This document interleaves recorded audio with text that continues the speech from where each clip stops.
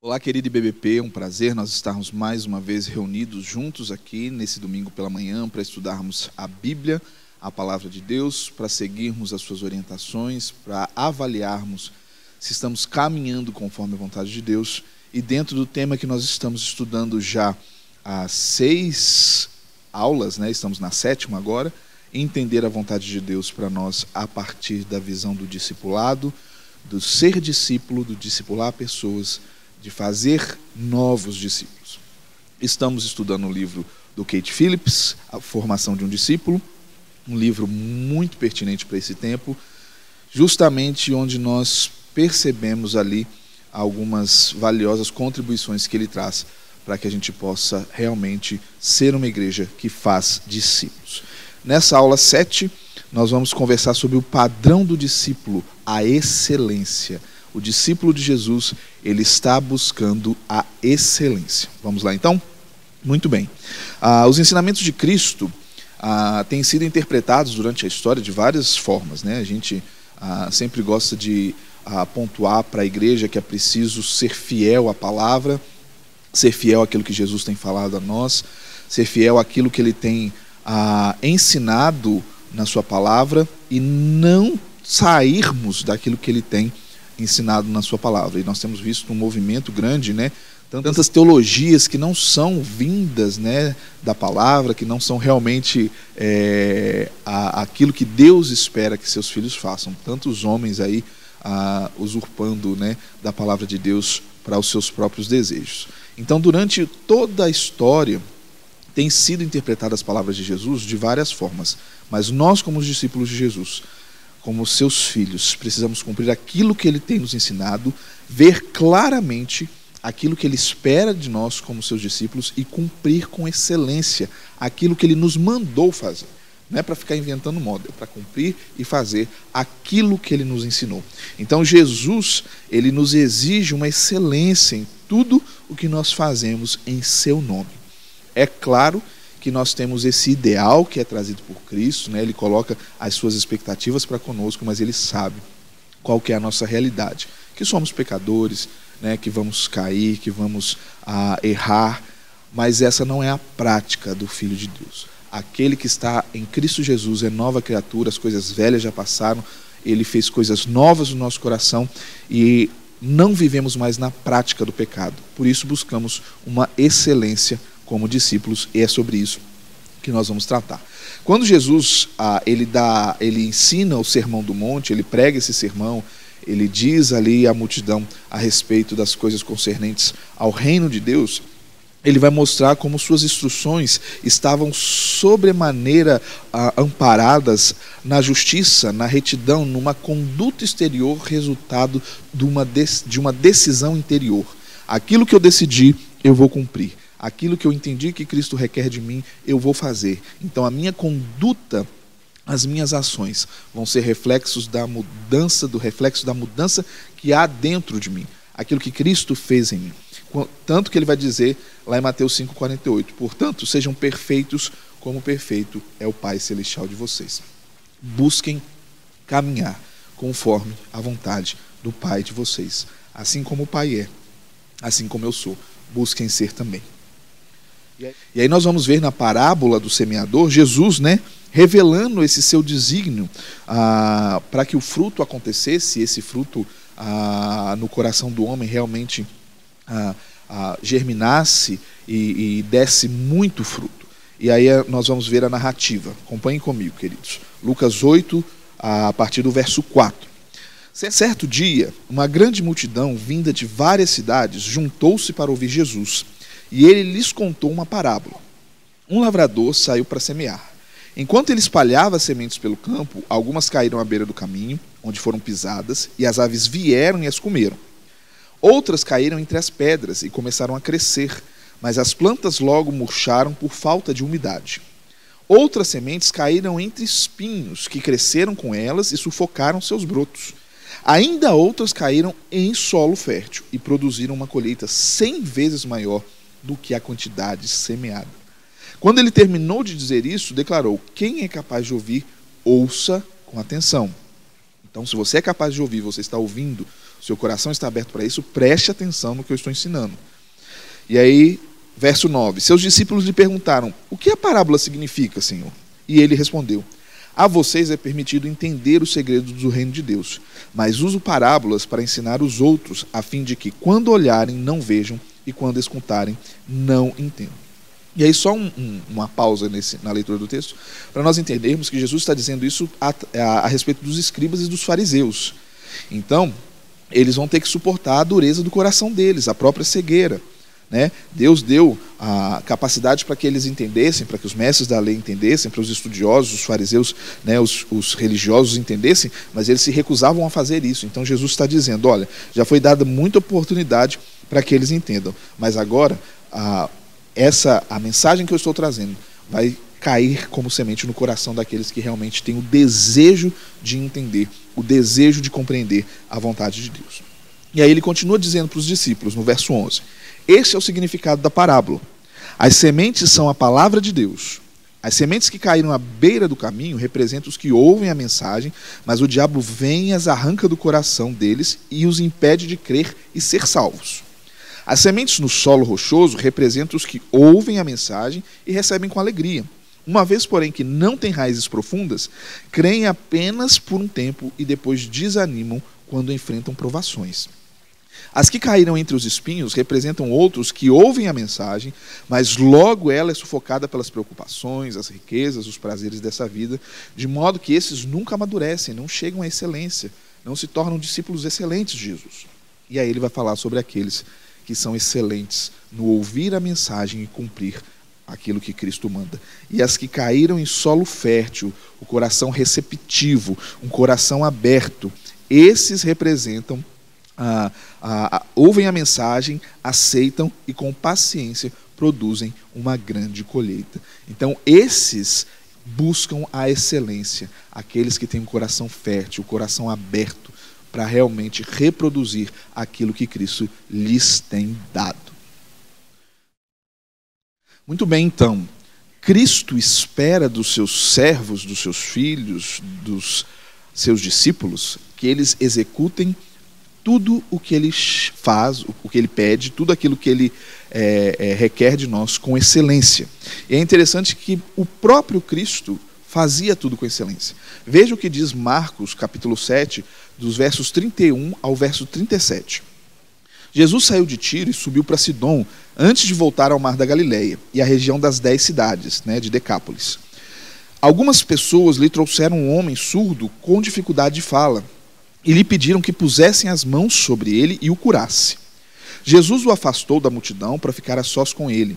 Pôs os dedos nos seus ouvidos e em seguida cuspiu nos dedos e tocou a língua dele.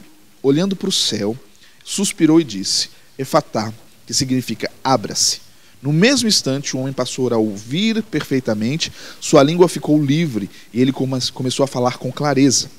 Jesus ordenou então à multidão que não contasse nada a ninguém. Mas quando mais ele os proibia, mais divulgavam o que havia acontecido. Estavam muito admirados e diziam repetidamente, tudo o que ele faz é maravilhoso. Ele faz até o surdo ouvir e o mudo falar. A própria multidão, admirada, falava, tudo o que ele faz é bom. Tudo o que ele faz é maravilhoso. O próprio Deus na criação, quando viu aquilo que ele havia feito, ele disse, isso é bom, isso é muito bom. Por isso, a marca dos discípulos de Cristo também vai ser a excelência, realizar tudo com qualidade, cuidar uns dos outros com profundo esmero, cuidar uns dos outros realmente dedicando-se a fazer discípulos de Jesus com excelência. Por isso, Deus é excelente, Ele é esplêndido em tudo que faz, diz o Salmo 119, verso 68. Por isso vamos refletir essa excelência do Senhor, sendo aperfeiçoados por Ele e caminhando cada vez mais, crescendo em sabedoria, crescendo e sendo aperfeiçoados, como diz Hebreus 13, versos 20 e 21. E agora, que o Deus da paz, que trouxe de volta dos mortos nosso Senhor Jesus, o grande pastor das ovelhas, e confirmou uma aliança eterna com seu sangue, os capacite em tudo o que precisam para fazer a vontade dEle. Que Ele produza em vocês, mediante o poder de Jesus Cristo, tudo que é agradável, tudo que é excelente a Ele. A quem seja a glória para todo sempre. Amém. Se fazemos algo para o Senhor, temos que buscar excelência, fazer tudo com excelência, para agradar ao Senhor, para fazer a vontade do Senhor, capacitados por Ele, a partir do poder de Cristo Jesus. Então, se esse poder nos impulsiona, se esse dínamo nos impulsiona, nós precisamos fazer tudo, então, da melhor forma possível. E aí, uma pessoa, às vezes, pode até, um crente, ficar desanimado, né? Eu não vou dar conta de fazer do jeito que Deus está me pedindo, o nível de desempenho que se espera é muito acima do que eu posso dar, eu não dou conta, né? Às vezes a gente escuta tanto isso, né? Convidamos um irmão, outro, irmão, vamos participar de tal ministério, vamos praticar tal ação, né? Nos ajuda na liderança de tal situação, e os irmãos falam assim, não, mas eu não vou dar conta, eu não sou capaz, eu não vou dar conta, eu não sei fazer. Querido, nós não vamos na nossa força, nós não fazemos por nós mesmos, nós somos capacitados pelo Espírito Santo do Senhor que habita em nós. Eu me lembro que quando nós começamos todo esse movimento da quarentena e nos foi anunciado que nós pregaríamos para as câmeras, né, haveria esse processo que nós estamos vivenciando agora, né, de pregarmos, ensinarmos de forma remota. Irmãos, eu confesso que eu fiquei com muito medo, porque eu não gosto muito de me expor assim na internet. Quem me conhece sabe um pouquinho que eu não gosto de me expor assim. Mas Deus foi me capacitando, né? A gente vai acostumando, olhar para a câmera, vai pegando, né, os manejos, a equipe de comunicação vai nos ajudando. E o Espírito Santo do Senhor também vai nos capacitando, vai nos dando sabedoria, vai nos dando inteligência, vai capacitando a nossa comunicação. E é isso que o Senhor faz. E a gente vai ver Paulo dizendo isso à igreja lá de Colossos, no capítulo 1, versos 24 a 27.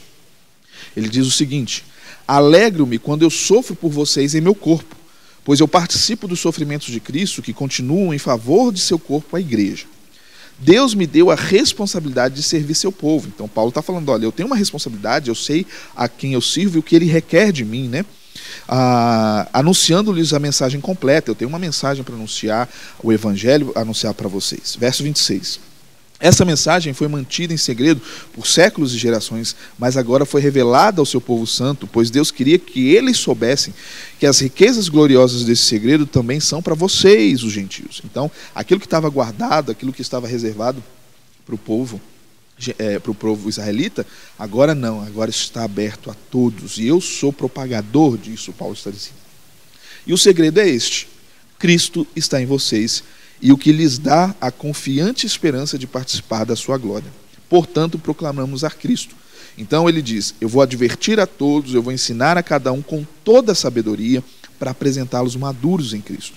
Por isso eu trabalho, eu luto, eu busco, eu me empenho com tanto esforço na dependência do seu poder que atua em mim.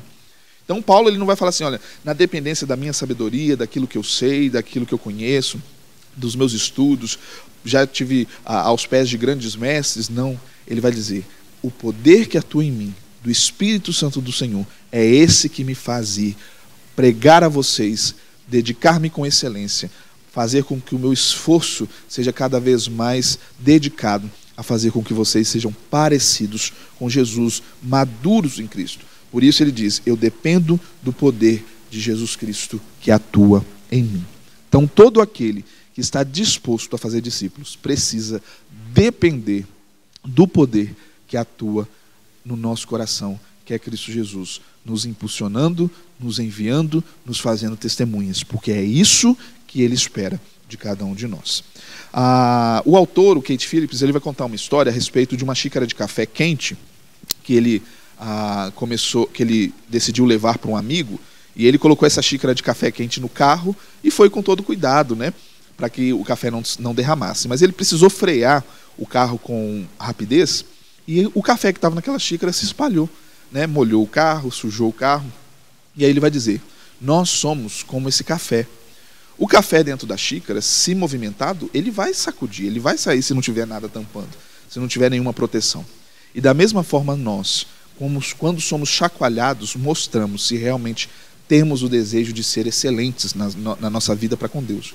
Quando nós somos jogados de um lado para o outro por causa das situações, das circunstâncias da vida, dos problemas, das dificuldades, quando somos apertados, quando somos chacoalhados pela vida, nós tendemos também o que está dentro de nós se movimentar. Agora a questão é, isso vai se movimentar para o bem? Nós vamos demonstrar que estamos sobre a rocha que é Jesus, que temos consciência do Deus que servimos, vamos agir nas situações com sabedoria, ou nessas situações nós vamos mostrar que realmente não há excelência no nosso desejo de servir ao Senhor. Por isso o discípulo sabe que diante da hostilidade, diante das situações difíceis, diante daquilo que vem sobre ele, ele precisa demonstrar excelência no seu servir ao Senhor.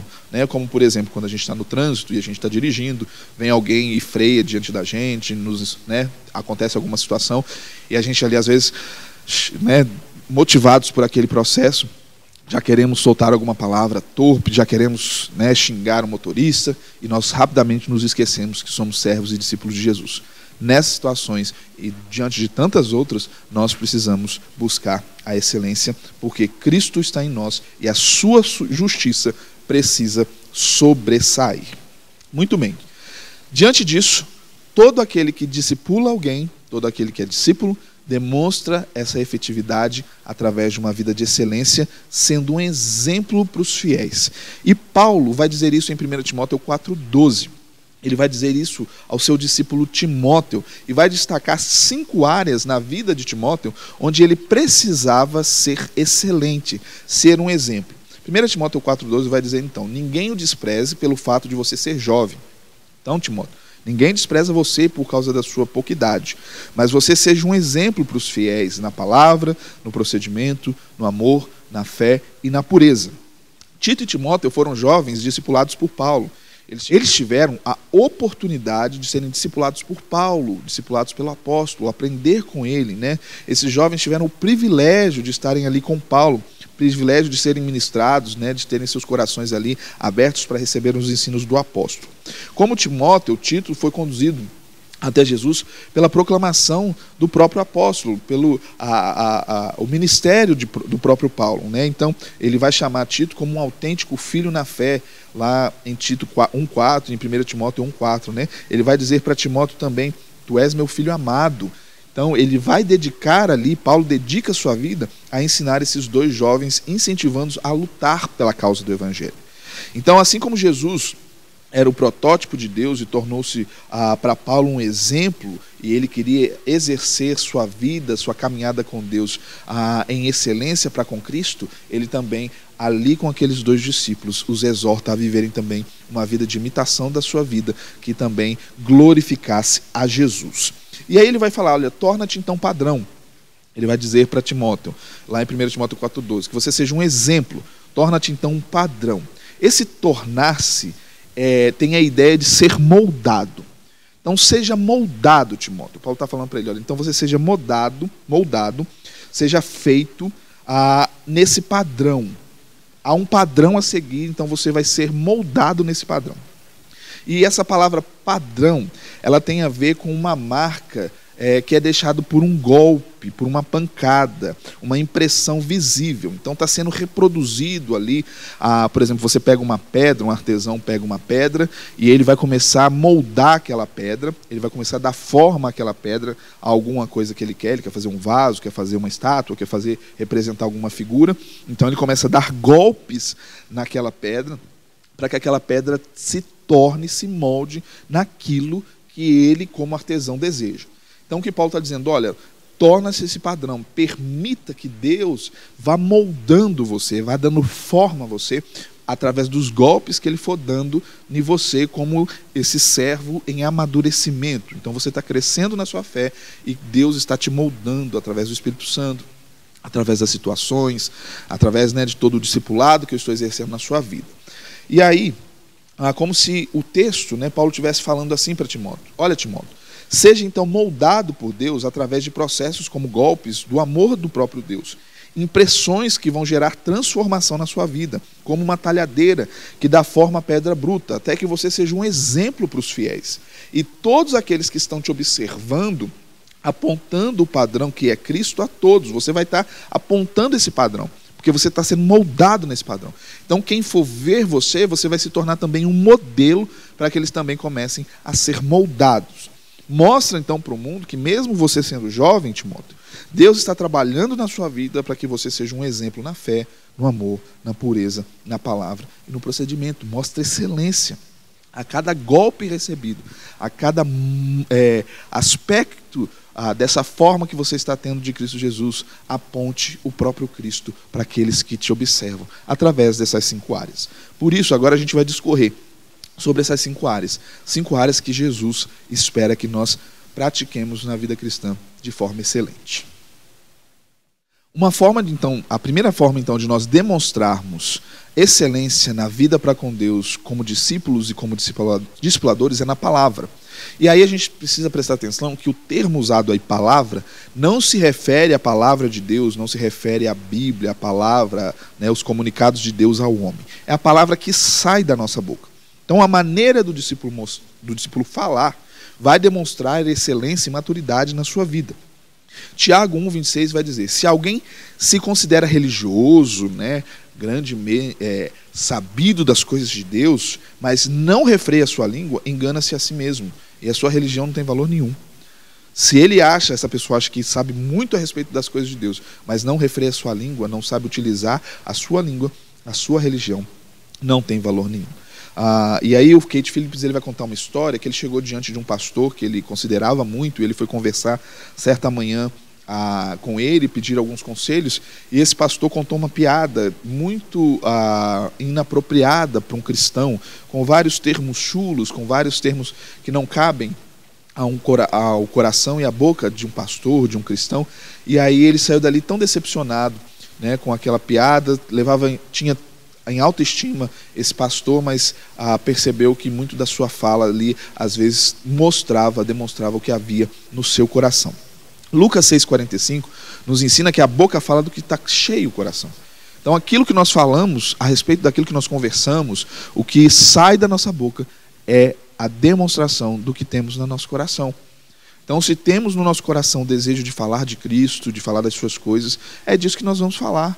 É disso que vai ser composto o nosso vocabulário, as nossas palavras, as nossas sentenças, as nossas afirmações virão todas de um coração guiado por Jesus. Mas se o nosso coração não é guiado por Jesus, nós vamos falar daquilo que ele está cheio. E às vezes você só fala sobre preocupações, às vezes você só fala que está cansado, às vezes você só reclama, às vezes você suas palavras são cheias de ira. E aí isso está demonstrando aquilo que está no seu coração. Você vai falar a respeito daquilo que tem dentro do seu coração. Um coração puro, então, vai produzir também pureza nas palavras. Pensamentos corretos nos capacitam a falar de modo excelente e que agrada a Deus. Por isso, se alguém não tropeça no falar, tal homem é perfeito, sendo também capaz de dominar todo o seu corpo. É o que Tiago vai falar no capítulo 3, no verso 2. E aí Tiago também vai usar a ilustração de andar a cavalo para mostrar que, ao falharmos em uma parte pequena, aparentemente significante, que é a língua, nós perdemos o controle do todo. A língua pode fazer coisas terríveis, queridos. Se nós não dominarmos a língua, é como um animal selvagem sem controle. Nós realmente precisamos, como um cavaleiro bem treinado, que sabe como frear também da forma certa o animal, nós precisamos saber frear a língua.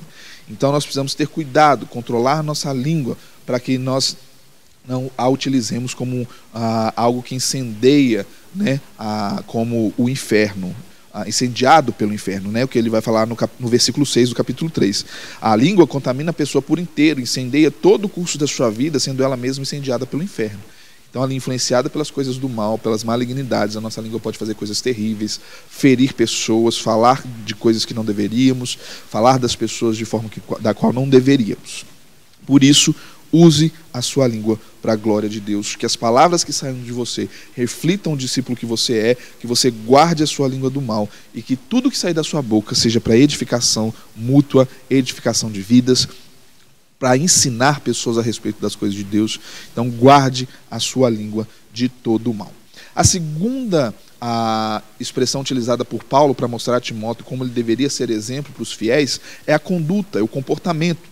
E o comportamento do discípulo vai ser né, a reprodução daquilo que ele tem no seu coração também, a respeito da fé que ele tem em Cristo, a respeito da fé que habita nele. Então, como Pedro vai dizer na sua primeira carta, no capítulo 2, verso 11 e 12, nós precisamos nos abster de um comportamento que executa os desejos do nosso coração, os desejos do homem, os desejos da carne. Olha o que ele diz: amados, eu os advirto, como peregrinos e estrangeiros que são.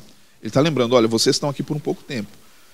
Vocês são peregrinos, vocês são estrangeiros nessa terra. A manter distância, longe, fiquem longe dos desejos carnais que lutam contra a alma. Procurem viver de maneira exemplar entre os que não creem. Então sejam exemplos, mostrem pelo seu comportamento, pela sua conduta, que vocês não mais praticam as coisas terrenas, mas como forasteiros nesse mundo, os seus olhos estão em Cristo e vocês praticam as coisas do alto. Assim, mesmo que eles os acusem de praticar o mal, vão ver, mesmo que eles falem assim, esses crentes aí fazem tudo errado. Não, eles vão ver o seu comportamento, vão ver aquilo que você faz, o seu comportamento correto, e vão dar glória a Deus quando ele julgar o mundo. Então, mesmo que as pessoas falem e coloquem todo mundo no mesmo pacote, né? Todos os crentes no mesmo pacote, falem assim, crente é hipócrita. Não, com o seu comportamento mostra, com a sua conduta mostra que você tem uma vida excelente com Jesus. Que a sua vida é diferente. Que as pessoas olham para você e falam assim, aquele ali é diferente. Tem muito crente por aí realizando coisas que não são dignas e dizem respeito do que Cristo ensinou. Mas aquele ali é diferente. Aquele ali, a conduta dele, o comportamento dele é diferente. Né? O nosso amor pelas pessoas e a nossa sensibilidade pelos outros, né, e o nosso desejo de obediência a Cristo vão mostrar para as pessoas que nós somos filhos regenerados do Senhor. E isso vai atrair aquelas pessoas a conhecerem Jesus. Porque elas vão dizer, realmente existem verdadeiros filhos de Deus que cumprem a vontade de Cristo e demonstram com a sua vida e com as suas atitudes a transformação que Cristo faz. Efésios 4:24 vai dizer que nós fomos criados para ser semelhantes a Deus em justiça e em santidades proveniente da verdade.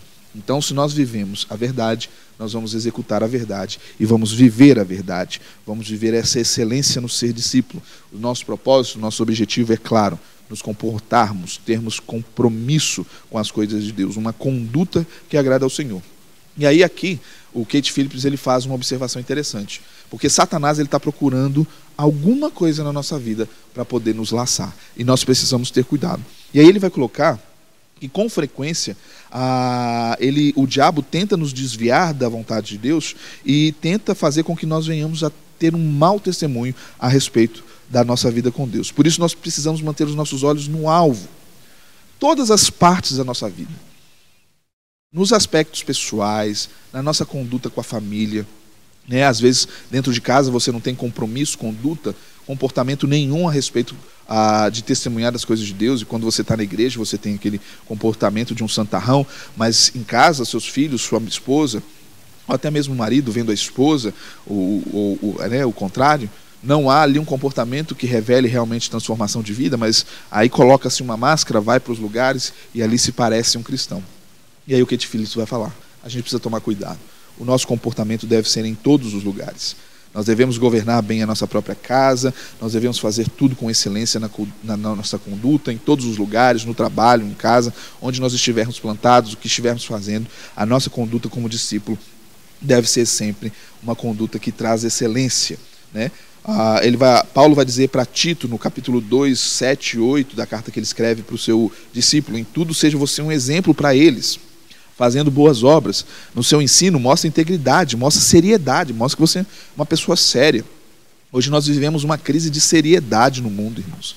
Tudo é entretenimento. E aí a igreja, por alguns anos, correu um grande risco de também se tornar apenas entretenimento, né? Apenas algo para alegrar o coração. Mas as coisas de Deus são sérias. Fazer discípulos é seríssimo, né? Fazer discípulos, cuidar de pessoas, moldar o coração, ser utilizado pelo Espírito Santo como testemunhas, isso é algo grandioso, é sério e vai ecoar para a eternidade. A gente não vai levar os nossos diplomas, nós não vamos levar nossas construções, nós não vamos levar nada disso que o mundo nos oferece, mas na eternidade nós vamos levar as pessoas que nós compartilhamos Cristo. essas irão conosco para a eternidade. E aí a gente precisa de seriedade nisso. E às vezes nós temos visto tantas igrejas, pastores, tratando isso com tanta displicência, achando que as coisas são brincadeira e as coisas de Deus são sérias. E é isso que Paulo diz: mostra seriedade, Tito, linguagem sadia, com qual não possam dizer nada contra você. Que o seu comportamento seja excelente, que a sua vida seja excelente. E aí talvez o que você posta na internet demonstra, né? Fala sobre as suas atitudes, as fotos que você posta, as frases, né? Os links que você compartilha, as músicas, os pensamentos. Isso mostra se você tem um compromisso, um comportamento para com Cristo.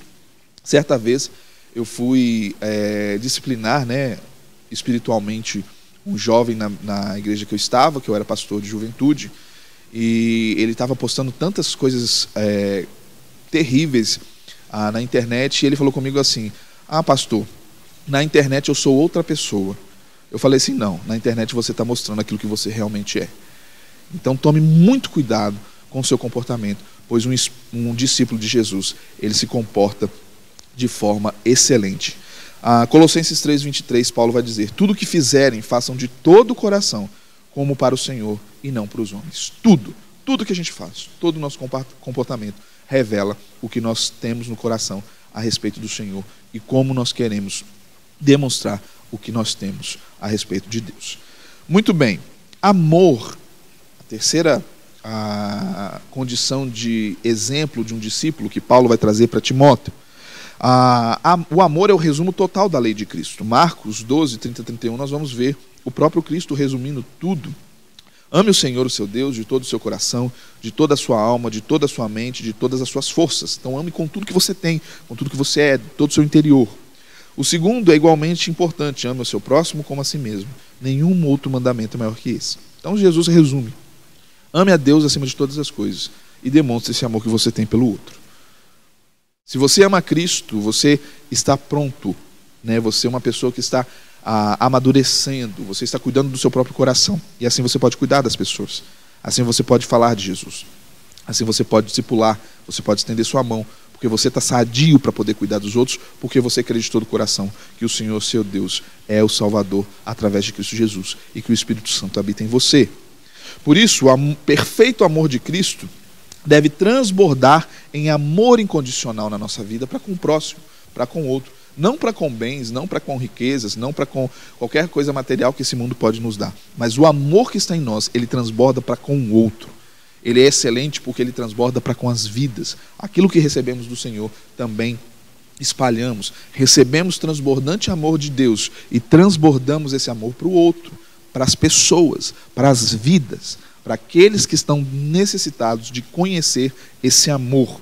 Então o Senhor, ele teve profunda compaixão de certo homem que precisava ser curado da sua lepra, precisava ser curado daquela doença. E o autor, ele vai dizer que talvez aquele homem há tanto tempo não havia sido tocado, né, recebeu um carinho, né, foi abraçado, porque qualquer doença de pele naquela época, a pessoa precisava ser afastada. Ela não podia ficar na cidade, ela não podia andar perto das pessoas, ela precisava ser retirada da sua família. Então eles eram deixados, né, longe para que aquela doença não propagasse diante do povo. Mas quando Jesus chega ali na narrativa de Mateus capítulo 8, ele vai demonstrar amor por aquela vida. Ele vai transbordar o próprio amor que ele é na vida daquele homem. Perceba a narrativa da história. Quando Jesus, então, desceu a encosta do monte, grandes multidões o seguiram. Um leproso aproximou-se de Jesus, ajoelhou-se diante dele e disse: Senhor, se quiser, pode me curar e me deixar limpo. Então ele chega diante de Jesus e ele fala: Senhor, se o Senhor quiser, o Senhor pode me deixar limpo. Jesus estende a sua mão e toca nele. Uma pessoa que há muito tempo não era tocada, contato físico, amor, sentir-se querido. E Jesus então toca nele. E ele diz: eu quero te curar. Seja curado e fique limpo, disse Jesus. E no mesmo instante o homem foi curado da sua lepra. Então Jesus disse ao homem: não conte isso para ninguém, vai e apresente-se ao sacerdote para que ele o examine. Leve a oferta que a lei de Moisés exige, e isso servirá como testemunho. Vá lá e faz a limpeza cerimonial que você precisa fazer. E mostre para as pessoas aquilo que eu posso fazer. É isso que Jesus faz. Jesus nos toca com seu amor. Ele transforma a nossa vida. Ele vai no mais profundo do nosso coração para produzir excelência na nossa existência. Ele toca o mais profundo das nossas feridas, coisas que às vezes nós nem sabemos que estamos carregando. Ele vem e traz transformação, como ele transformou a vida daquele homem, tocando nele, dizendo: eu quero que você seja livre, eu quero que você seja curado. É o que Jesus faz conosco. Ele transborda o seu amor, né? Jesus podia ter feito essa cura, esse milagre, de longe. Ele podia estar a 50 metros de distância e ter curado aquele homem. Mas ele sabia da importância de demonstrar o amor. Movido então por compaixão, Jesus toca aquele homem e ele é transformado. O Kate Phillips, ele vai contar, como os irmãos que têm acompanhado as aulas, ele tinha um ministério em um bairro de Los Angeles com jovens. E ele diz: olha, houve momentos que nós precisamos, que foi preciso no nosso ministério, abrir mão de nós mesmos e às vezes de coisas que a gente levava em consideração. Então, às vezes chegavam crianças, né, pobres, cheias de piolho, necessitadas de ajuda, sujas, e aí a equipe pegava aquelas crianças, cuidava, pegava aqueles jovens drogados, cuidava, cortava o cabelo, né? Nós vemos isso acontecer nas Cristolândias, né? Quando você vai ali ver o que acontece, você vê aquelas pessoas chegando ali sujas, drogadas, precisando de um banho, de uma roupa limpa, de um corte de cabelo, de se sentirem dignas. E nós fazemos isso, nós amamos aquelas pessoas e nós cuidamos dela, demonstrando um amor real, demonstrando um amor realmente que é um amor abnegado de si mesmo. Quando nós abrimos mão da nossa, às vezes dos nossos próprios, da nossa própria gestão de limpeza, e às vezes, mesmo sendo muito aciados, às vezes, nós abrimos mão disso para cuidar do outro que está chegando ali, que precisa ser limpo, que precisa ser amado, que precisa ser cuidado. Isso é a demonstração do amor que nós precisamos ter em Cristo Jesus. Lucas 9,48 diz que quem recebe esta criança, né, Jesus dizendo aos discípulos: em meu nome está me recebendo, e quem me recebe está recebendo aquele que me enviou, pois aquele que entre vocês for o menor, esse será o maior. Então nós nos colocamos no lugar de servir, num lugar de cuidar, num lugar de demonstrar amor, num lugar onde nós descemos dos nossos pedestais, o que é preciso demais para que nós possamos cuidar do outro. O cuidado que você tem pelos outros é a medida da sua grandeza. Como você cuida do outro é a medida do amor que está no seu coração. A quarta exposição de Paulo para Timóteo é a fé. Então, Timóteo, seja exemplo na fé. Seu discípulo tem de ser uma pessoa de fé, pois sem fé é impossível agradar a Deus. Nós, como discípulos, precisamos ser pessoas de fé, porque sem fé é impossível agradar a Deus. Você, como um crente maduro, precisa estar estabelecido numa fé madura, para que o seu discípulo também veja e estabeleça-se também numa fé madura para com o Senhor. A fé é baseada em fatos, é agir sobre algo que sabemos ser verdade. Então é você realmente executar na sua vida cristã a sua jornada para com Cristo, sabendo que tudo aquilo que Deus tem derramado na sua vida e na sua palavra e na criação e tudo aquilo que Ele faz é realmente real, é a verdade. Realmente você dedicar a sua vida a realizar tarefas pela fé, por aquilo que Deus traz ao seu coração, aquilo que Ele diz na sua palavra, e fazer isso convicto a respeito do Senhor. É interessante que ele vai contar a história de um pastor, que ele denomina aqui Norman Boswell, e como esse homem demonstrou fé quando Deus disse a ele: olha, você precisa sair de onde você está, você vai deixar o ministério onde você está, e eu vou te levar para um outro lugar, que era esse ministério, junto com o Kate Phillips, o autor do livro. E ele deixa aquele lugar que ele estava, a cidade, ele cruza os Estados Unidos para estar ali com Kate Phillips, e ali ele passa a ensinar a Bíblia, ele leva seus filhos e a sua esposa e a sua família, e ali eles veem a mão do Senhor abençoando a sua obediência em fé. Aquele homem deixou tudo e foi ali a ensinar jovens a palavra de Deus. E Hoje, o Kate Phillips diz que centenas de novos cristãos estudam regularmente a Bíblia, porque aquela família entendeu aquilo que Deus estava requerendo deles e com fé seguiram. Abraão fez isso também. Deus o chamou, Deus o convocou, porque da sua descendência a terra seria abençoada, as famílias da terra seriam abençoadas. Mas Abraão não tinha filhos, mas Deus prometeu um filho para Abraão. E mesmo tendo vacilado, porque Abraão vacilou na sua fé, ele ainda viu se cumprir aquilo que Deus havia prometido. A fé é a marca de um discípulo que quer caminhar em excelência. Romanos 10:17 diz que, consequentemente, a fé vem por ouvir a mensagem, e a mensagem é ouvida mediante a palavra de Cristo. 2 Coríntios 5:17 diz: porque vivemos por fé e não pelo que vemos. Nós vivemos por aquilo que nós cremos, por aquilo que Deus diz, e cremos no que Deus diz. Nós cremos na palavra do Senhor. Sem fé, seu discípulo vai ter dificuldade em crer que Cristo o usará para fazer discípulos. Então, quando você está moldando o coração de um discípulo, está sendo usado pelo Senhor para exortar, para falar, para disciplinar esse novo cristão a caminhar numa nova vida, ele precisa também ter fé, que Deus o usará para cuidar de outras pessoas, para também gerar vida, para gerar os ensinamentos de Cristo na vida de outro. 1 Coríntios 2:14, Paulo vai dizer que sem fé o caminho de Deus parece uma loucura. E aí Jesus vai nos dizer em Mateus 21:22, tudo o que pedirem em oração, se vocês crerem, se vocês acreditarem, se vocês entenderem que vivem para a minha glória e todos os seus pedidos forem também para a minha glória, vocês vão receber. E a última instrução de Paulo para Timóteo tem a ver, diz a respeito da pureza, né? Todo discípulo depende de um compromisso total com o Senhor, e isso é demonstrado através da pureza. Pureza tem a ver com santidade. 2 Timóteo 2:21, Paulo vai dizer para Timóteo: olha, se alguém se purificar dessas coisas, será vaso para a honra, santificado, se purificar dos pecados, das coisas que são do velho homem. Vai ser então um vaso útil para o Senhor e preparado para toda boa obra. Santidade está ligada com a excelência na obra do Senhor. Todo servo de Deus, discípulo de Jesus Cristo, está vivendo em pureza, está vivendo em santidade. 1 Pedro 1:15-16 diz: mas assim como é santo aquele que os chamou, sejam santos vocês também, em tudo o que fizerem, pois está escrito: sejam santos, porque eu sou santo. O nosso Senhor é um Deus santo, e Ele espera a santidade de nós. Santidade é sinônimo de pureza. Pureza é a separação da poluição e do pecado deste mundo pelo poder purificador do sangue de Jesus.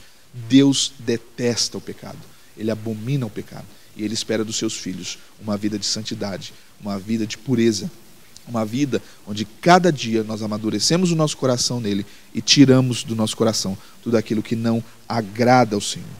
E aí Paulo vai dizer lá em Coríntios 6:18, fujam da imoralidade sexual. Todos os outros pecados que alguém comete fora do corpo, os comete, mas quem peca sexualmente, peca contra o seu próprio corpo.